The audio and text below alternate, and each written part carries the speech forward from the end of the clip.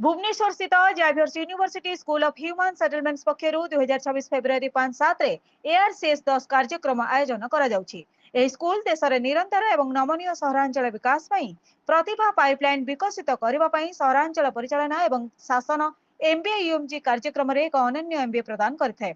ARCS सम्मेलन रे शिक्षाविद, गवेषक, पेशादार, नीति निर्धारक एवं उद्योग जगतर प्रमुख माने एकत्रित होई सहरांचल विकास योजना एवं परिचालना क्षेत्र सेमानंकर गवेषणा एवं अभिज्ञता बांटुछन्ति।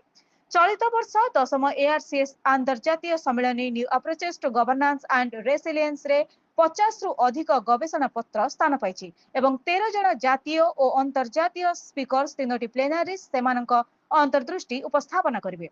एथिरे उदयमान प्रजुक्ति उपर एक इंडस्ट्री राउंड टेबल मध्य सामिल रही।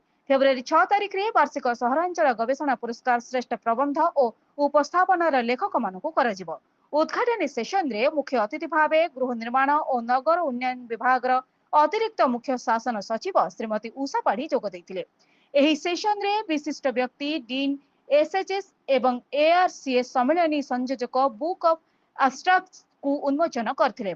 अमेरिकार कर्नेल विश्वविद्यालय अध्यापिका तथा वरिष्ठ associate dean D Nima Kudwa मुख्य वक्ता भावे भारतर विभिन्न देश एवं 3टी राज्यर तांकर कार्य उपरे आलोकपात करथिले। एही सम्मेलन रे 3टी प्लेनारी अभिभाषण रे सहरांचल विकास क्षेत्र रे प्रमुख प्रसंग उपरे गुरुत्वारोप करा जायछि।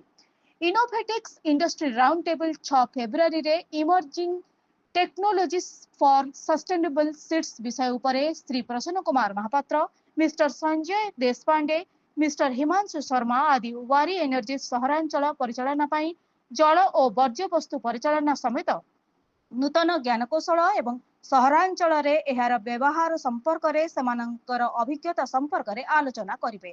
भुवनेश्वर एलना महांती रिपोर्ट, जनशक्ति टीवी।